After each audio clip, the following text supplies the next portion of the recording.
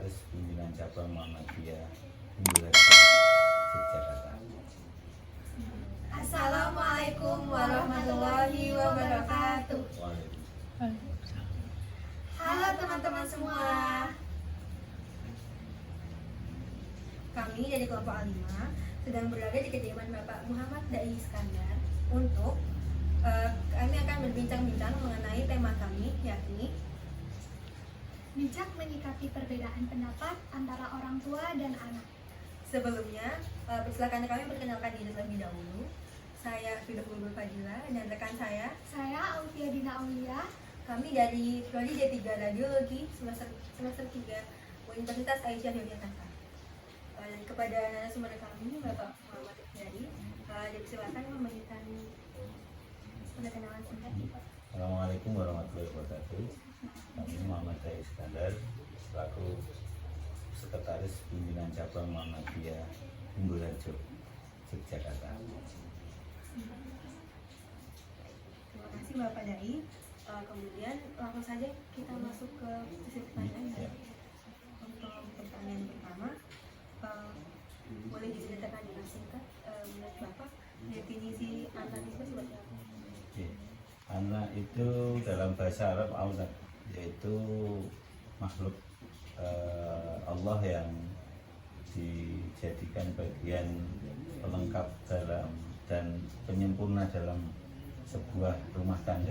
Jadi ketika hadirnya anak itu menjadi bagian anugerah yang tidak tergantikan. Jadi bagian yang kemudian menjadi tanggung jawab orang tua ya, yang secara biologis memiliki bagian melahirkan dan membesarkan untuk menjadi bagian tanggung jawabnya di dalam perkembangan anak itu sampai nanti usia dewasa, usia mandiri dan kemudian siap untuk dilepas dalam kehidupan di dunia.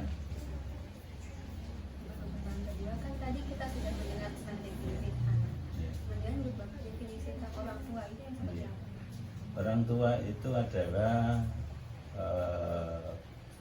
orang yang kemudian secara hitungan umur dan tahun itu memiliki kelebihan dari apa yang kemudian berjalan dalam hidupnya. Maka makna yang juga bisa di situ adalah orang yang kemudian telah memiliki kematangan secara pribadi, secara psikologi, secara finansial, dan juga mampu bertanggung jawab terhadap apa yang menjadi tugas dan kewajiban.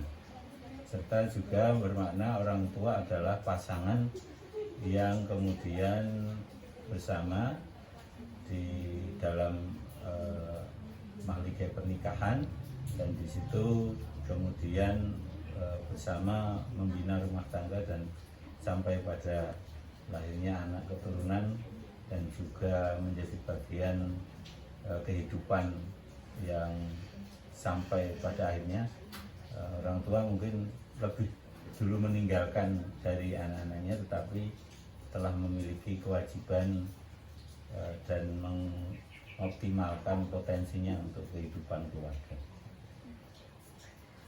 Baik, setelah mengenal definisi dari anak dan juga orang tua, bagaimana sih cara mengenali adanya pola asuh ataupun parenting yang bisa dikatakan buruk untuk anak? Itu Ya. seperti apa, Pak? Ya, jadi pola hubungan anak dan orang tua itu menjadi bagian yang dinamik karena memang banyak hal yang mempengaruhi baik psikologi, baik dari dua sisi, dari anaknya kemudian dari orang tuanya, kemudian kondisi ekonomi, kemudian kondisi sosial itu menjadi bagian yang sangat berpengaruh. Maka ketika orang tua memberikan bagian pendidikan dalam membentuk kepribadian anak yang baik, maka dalam konteks ini maka keteladanan adalah hal yang utama. Maka ada ungkapan 1000 ucapan itu tidak berguna, tetapi satu keteladanan itu lebih utama. Jadi orang tua kemudian menjadi bagian yang berada di depan untuk memberikan keteladanan dalam banyak sisi, dalam semua hal, baik dari pola makan, pola tidur, pola hubungan sosial dan lain sebagainya. Maka orang tua yang punya hal yang kuat untuk membentuk pola hubungan yang baik. Kemudian dari sikap atau perilaku yang harus diambil dari seorang anak jika memiliki lingkungan keluarga yang bisa dikatakan parentingnya itu buruk, itu seperti apa? Ya. Jadi dalam hal yang kemudian bisa menimbulkan dampak buruk, yaitu ketika terjadinya hubungan yang disharmoni. Jadi hubungan disharmoni bisa jadi karena pola asuh yang tidak tepat. Jadi ketika contohnya anak dibebaskan dalam banyak hal karena alasannya orang tua yang sibuk atau orang tua yang memiliki hal yang harus dikerjakan lebih dipilih seperti itu, maka ketika anak diberikan kebebasan yang seluas-luasnya, maka anak akan cenderung nanti menjadi pribadi yang tidak mudah diatur dan lebih cenderung semaunya sendiri. Dan itu terjadi karena memang pola pembiaran dari awal, ketika anak tidak diberikan aturan, tidak diberikan hal-hal yang boleh dan tidak, dan pengawasan yang baik. Kemudian kan kalau dibiarkan itu termasuk pola asuh yang buruknya. Ya. Kalau gitu untuk pola asuh yang baik itu bagaimana? Ya. Jadi kalau dalam perkembangan anak itu kan ada pola-pola yang menarik. Jadi ketika anak itu usia 0 sampai 7 tahun, dia itu dijadikan raja. Artinya apapun menjadi bagian yang diberikan. Tapi dengan konsep pemberian itu adalah yang selektif. Karena itu anak akan menumbuhkan bagian pada dirinya untuk memiliki tanggung jawab, punya kemampuan untuk dihargai.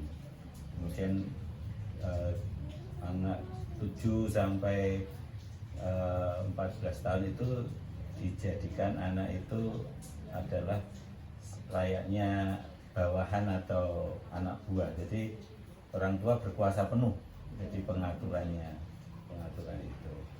Jadi anak harus seperti ini, seperti itu, harus menjadi bagian yang orang tua mengontrol dengan baik. Karena usia-usia 7 sampai 14 sangat riskan itu. Dan ketika anak usia 15, ada fase 7 tahun itu dari 14 sampai 21 itu anak jadikan sahabat. Jadi teman curhat, teman bergaul itu lebih utama adalah orang tuanya, karena pada usia itu dia baru mencapai kematangan secara fisik gitu, dia perlu pendamping, kemudian secara emosional juga. Jadi fase yang kemudian ketika sudah 21 itu sudah diberi kebebasan karena dia sudah punya landasan dalam karakternya, sudah dibangun dari usia 0 sampai 21 seperti itu. Bagaimana cara kita menghadapi orang tua yang tidak sepemikiran dengan anak? Kemudian pendapat anak tuh justru dianggapnya tidak penting seperti itu, Pak. Ya. Jadi ada pola asuh, pola dalam konteks ini pola komunikasi yang tidak menjadi bagian yang berjalan, karena memang anak itu tetap adalah makhluk kecil, yang makhluk berbadan kecil yang memang kecil, bukan makhluk dewasa yang berbadan kecil. Artinya anak itu ya tetap dalam pengawasan dan dalam pengaturan orang tua. Jadi orang tua itu harus lebih memiliki kecerdasan, harus memiliki kemampuan lebih dari anaknya dalam mengkomunikasikan, memberikan pilihan dan menjatuhkan apa yang semestinya dan apa yang tidak. Itu orang tua harus punya hal yang lebih besar dari anak. Maka di samping itu memang kemampuan mendengar dari keinginan anak. Jadi dan anak itu ingin apa, kemudian orang tua bisa menjelaskan ini sudah tepat, ini sudah sesuai belum, enggak, orang tua kemudian, tapi tidak serta merta kemudian menolak atau menjadikan bagian itu tidak boleh, tapi harus ada pola komunikasi, apakah dengan diskusi ataukah kemudian juga secara intens, kemudian ada percakapan seperti itu, sehingga saling memahami. Kemudian kita lihat dari sudut pandang anaknya, Ya. bagaimana sih cara memberikan nasihat kepada orang tua yang biasanya itu kadang orang tua jika diberi tahu oleh anaknya tuh sensitif, tersinggung. Ya, maka memang ada hal yang kemudian kadang-kadang hal yang kurang harmoni itu ketika orang tua itu merasa dirinya lebih dan dalam posisi yang selalu benar gitu. Maka kadang dalam pola hubungan keluarga itu dibutuhkan orang pihak ketiga, dalam hal ini mungkin orang terdekat yang masih famili atau tetangga, tapi punya kedudukan yang dihormati oleh mungkin dari sisi anak itu atau orang tuanya, sehingga ketika terjadi problem itu maka secara tidak langsung bisa menjadi bagian mediator. Artinya bisa menyampaikan ini masalah, dan ini memang butuh sebuah keterbukaan, saling kemudian bisa menerima itu. Jadi mediator itu dalam kehidupan masyarakat kita kan sangat lekat itu. Jadi orang-orang yang kemudian diminta untuk juga ikut membantu, mungkin ada gap atau ada jarak komunikasi yang terjadi seperti itu. Dan tentunya juga anak punya pilihan sendiri atau punya masa depan sendiri. Ya. Nah, gimana kalau misalkan ternyata masa depan kita itu ditentang oleh orang tua? Bagaimana?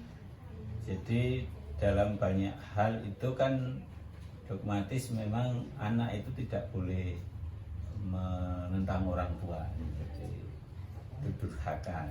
Ya, artinya dogmatisnya memang seperti itu, tapi itu menjadi bagian seiring berkembangnya zaman itu menjadi bagian orang tua kemudian bisa belajar memahami bahwasanya apa yang diinginkan orang tua itu belum tentu sama dengan keinginan anak.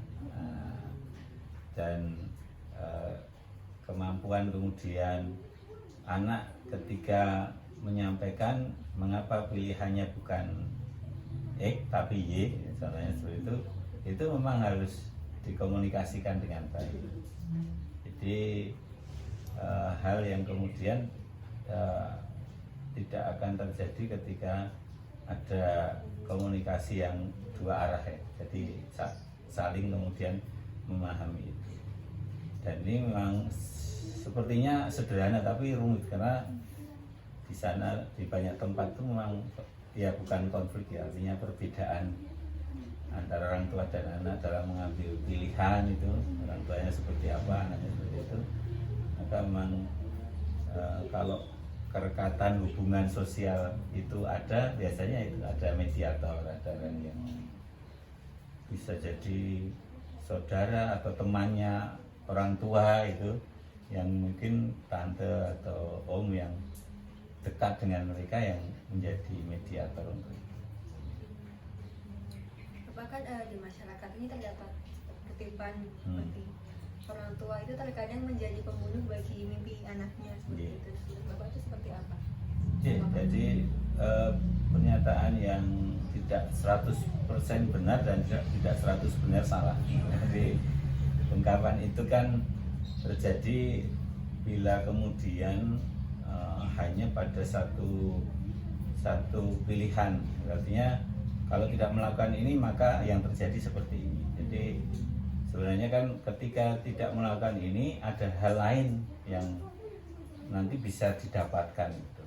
Contohnya anak dia karena banyak hal dari penjurusan sekolah, penentuan kuliah atau lainnya kan kadang-kadang ada friksi antara orang tua. Tapi anak kadang-kadang menjadi bagian yang merasa karena tidak disetujui, disepakati orang tuanya, kemudian dia tidak mau atau kemudian mengikuti orang tapi tidak tidak semangat dalam melaksanakan. Jadi asal orang tua senang gitu. Ada hal yang kemudian terjadi ya nanti tidak maksimal. Maka musyawarah itu kan bahasa Al-Quran itu menjadi bagian yang sangat dikedepankan. Jadi musyawarah untuk mufakat kalau aneh. Artinya musyawarah itu tidak sebatas yang besar, yang kecil aja. Kita pergi dengan teman kita kan, kita mau kemana, mampir mana itu kan ada musyawarah gimana itu. Dan dalam keluarga juga harusnya musyawarah itu dikedepankan karena hal yang kemudian yang dihindarkan adalah keterpaksaan, dan dipaksakan itu kan sesuatu yang hasilnya tidak maksimal. Ya, terkadang kan ada seperti orang tua yang kalau marah itu suka mendoakan yang jelek-jelek kepada anaknya. Itu kira-kira nggak terjadi gitu? Apa ya? Jadi kalau bagian yang kemudian doa orang tua makbul itu ya kita pahami benar, tetapi adanya hal yang kemudian tersampaikannya doa itu sebagai kenyataan ya wallahu a'lam. Bisa jadi Allah kemudian tidak mengabulkan apa yang menjadi ucapan itu dari orang tua, walaupun itu orang tua yang mengucapkan. Tapi prinsipnya memang semua itu harus belajar. Jadi orang tua itu juga harus belajar, jadi anak itu juga harus belajar. Jadi kemampuan understand, mengetahui, memahami, agar orang tua itu kan juga tidak menjadi sumber masalah. Karena kalau kemudian apa yang dia tidak inginkan kemudian dia menolak, itu tidak ada komunikasi, ya pasti hubungannya tidak bagus, dan kedepannya ya hal-hal yang ya tidak positif untuk kedepannya. Nah, biasanya kalau yang sering kita dengar itu adanya anak yang durhaka kepada orang tua. Tapi bisa nggak sih orang tua itu durhaka kepada anak itu sebenarnya gimana Pak? Jadi kalau tekstualnya itu kan memang seperti itu. Jadi memang apalagi masyarakat ketimuran ya menjunjung tinggi posisi orang tua itu. Dan sebenarnya itu hal yang kemudian adalah normatif. Jadi bisa jadi tadi ada kenakalan remaja, tapi ada juga kenakalan orang tua. Ada anak durhaka, tapi juga orang tua durhaka. Dan itu sesuatu yang terjadi. Bagaimana kalau kita baca berita dengan itu kan ada orang tua yang menelantarkan anak, tidak memberikan. Dan tapi ada juga yang orang tua punya kemampuan tapi tidak memberikan kepada anak. Itu kan termasuk ya tidak menjalankan tugas fungsinya untuk menjadi orang tua. Itu menjadi bagian yang yang terjadi. Tapi dalam konteks kesemuanya berjalan dengan baik, ya ungkapan itu kan hanya untuk ungkapan yang sangat-sangat mungkin tingkatnya sudah terlalu. Tapi kalau dalam pola yang bagus, keluarga yang bagus, pasti kata-kata itu nggak akan muncul. Yang ada ya menjadi bagian. Maka tadi penting jadi orang tua itu harus belajar, jadi anak itu juga harus belajar. Long life education ya, jadi pendidikan yang panjang. Tidak hanya kognitif, afektif, psikomotorik gitu kan, menjadi bagian.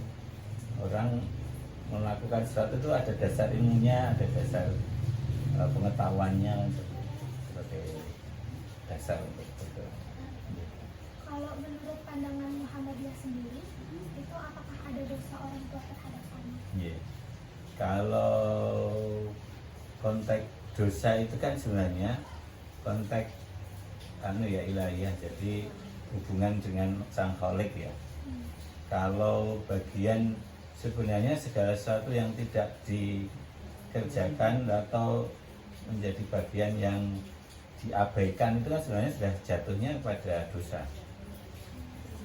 Siapapun dan di posisi apapun itu kalau tidak melakukan kewajiban dan mengabaikan yang seharusnya seharusnya dilakukan maupun seharusnya tidak dilakukan tapi mengerjakan, dia kan masuk ke dosa itu.